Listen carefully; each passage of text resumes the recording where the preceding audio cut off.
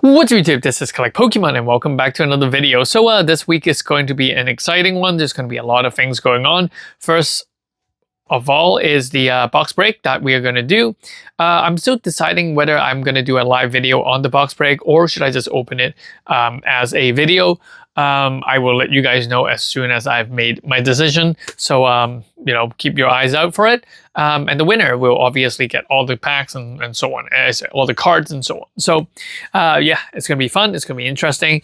And the second thing is that there is this thing going on, which is the live break or video live break, which you can actually go on my website to purchase a video. And basically you can see what we pull from that video. So I'll explain that a little bit more later on, because I think that I just kind of soft launched it. Some people were able to try it out, but I haven't actually made a video dedicated to talking about that. So that's going to be an interesting one. And third of all, this week is going to be the release of Terrestrial Festival. So most likely we will get them on Thursday.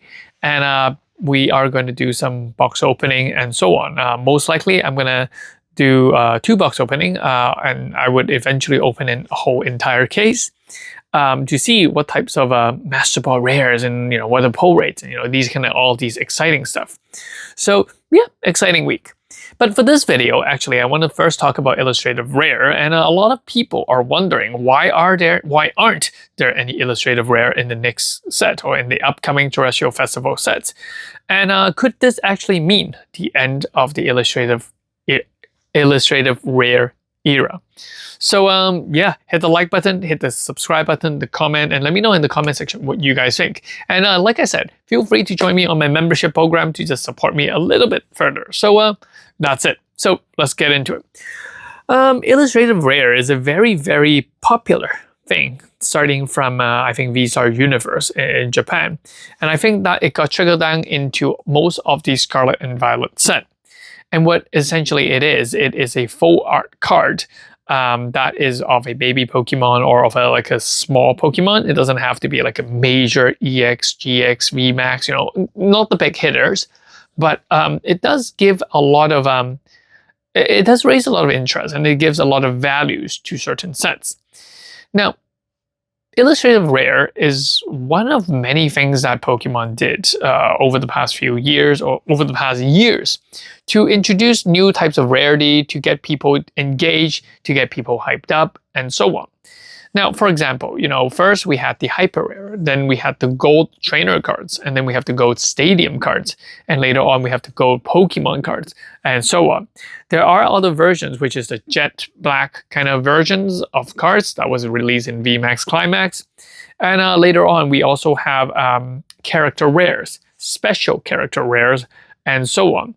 And I think that, you know, Pokemon do sometimes release certain types of rarity, and then discontinue them, and then reintroduce them, and then discontinue them again. And, you know, this is seen in character rares, where it was first released in Cosmic Eclipse, and then they stopped releasing it for a bunch of sets in early Sword and Shield, and then they re-release it at much of a later parts called Trainer's Gallery and something like that. So it is not something new that Pokemon does. It is to introduce new one, take out old one, and so on. And I think that on a marketing perspective, it is actually a very, very good strategy. It's to keep people engaged. It's to keep people engaged in a certain level. And we're not just pushing better cards. You know, I hear a lot of people say, oh my God, this is going to be a better set. You know, this is a good set. This is a great set. And I think a lot of trading card company like Bandai or even Magic the Gathering, they're always striving for the next high. They're always striving for the next best thing. You know, they're always waiting to put the best thing into the next set. And it's toxic, and it's very toxic. It is like, you know, kids watching TikToks or Reels, and, you know, they get all overhyped and they want the next hyper things. And it's just not sustainable for a card game. Think of it as a Terrestrial Festival. You know, it has all these EVs, which are very, very popular and very, very hyped up already. Why would you include IRs or ARs to hype it up even more? It just doesn't make sense, because, you know, I would, if I was the Pokemon company, I would leave those IR, AR, these sort of stuff to sets that I know is not going to sell as well, so that people still find value in those sets. And that is the Scarlet and Violet block. The beginning of the Scarlet and Violet block, there's a lot of new Pokemon introduced. We haven't revisited a lot of the old traditional 151 Kanto Pokemon, and things such as Temporal Forces, what else? Temporal Forces, Paldea Evolve, all these kind of sets. They introduce a lot of DLC Pokemons that usually and will likely, rarely, ever going to show up in future iterations of Pokemon. And because of that, there's really no point in trying to focus on these Pokemon, on these sets. What about the older collectors? What would they like if they don't like these new Pokemon? So the illustrative rare is one way to get people engaged into these sets, which are more dud. I mean, think of it this way. Think of it as if you look at things such as One Piece. PRBO1, great, everyone loves it. OPO10, the 4 Emperor. OPO9, 4 Emperor, everybody love it. Look at what's happening to OP10 right now in Japan. It's tanking. It's tanking a lot because, yeah, you had a God Pack of Manga Rare, and then in PRBO1, followed by like a gold Manga Rare in OP09. What more can you give in OPO10? You can't. So Pokemon is actually really, really smart. Instead of giving more and more, they sometimes take away something which allows them to give more later on. So why put IR in when you have evolutions, right? So that's something like that. And why put IR in when there's Pikachu? That is the logic behind it. And sometimes people get bored, sometimes people get tired of things, so they switch it up. Tag team, we'll take that out. Hyper Rare. Hyper Rare was there for, a good 2 block of Pokemon cards. Yeah, people got tired of that. Let's take that out. So it is something that Pokemon does all the time, and I think that it is time to say goodbye to Illustrative Rare. And I think that Illustrative Rare is very interesting, but like I said, I made some video talking about this before. It's too oversaturated for me. It's just that there's too many of them. It's very hard to collect all of them. There's no theme to it.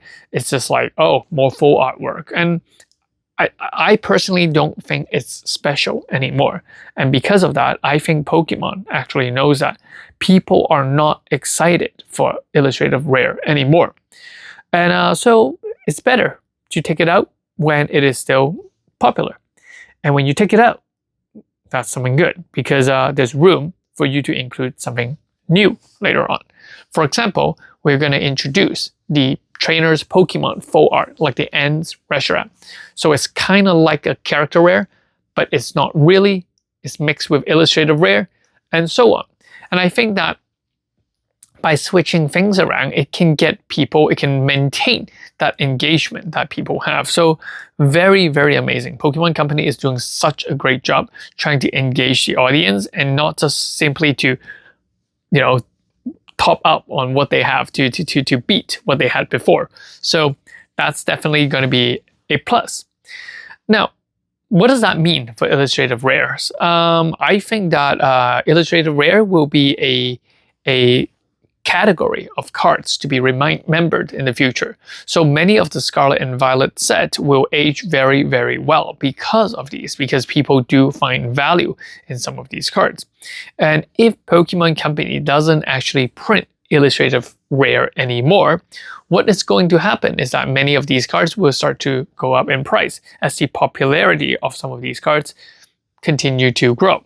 As the people who grew up in the Illustrative Rare time thought that, hey, I was in my 15, 16, 17, now I'm in my 20s, 30s, 5-10 years from now. I want to buy those Illustrative Rare back. So, that is also very, very positive for the market. Now, what am I going to expect seeing? I'm going to expect to see sets with a lot of Illustrative Rare to go up, especially with the popular Illustrative Rare. So special sets like the VStar Universe, the English side of things, I think, was it Paldea Evolve? No, it was Shining Fates? No, not Shining Fates. but you get the point. I can't, those special sets that I've missed out on because there was this too. I think Crank Scene, yeah, those sets would do well. And I think that, you know, we're going to see those sets rise in price because there's just so many IRs or ARs in those sets. We're also going to see bulk IR and AR to slowly dry up in Japan, and as well as the English side of things. And, you know, we're going to see cards popping off here and there. So it's going to be interesting to see what happens. Going forward, I hear people say Prismatic Evolution is not going to be as good as what we thought because there's no IR. I honestly don't think it matters. You know, people are going to say, oh, there's no IR, it's not as good. And in the next sets, you know, when they have trainer cards, you know, they get the hype again. So yeah, that's what I think. So that is pretty much the end of IRs, I do believe. Will they introduce some as like a promo cards? Yeah, possibly. There might be some here and there, but that's my take. Let me know in the comment section what you guys think. Do you think that, you know, IR is gone forever, or will they come back in other forms, or, you know, by switching up the name? You know, it's such a smart move because you know, it keeps people engaged. So that's my take on IR. So I'll catch you guys in the next one. Peace. This is Collect Pokemon. Bye bye.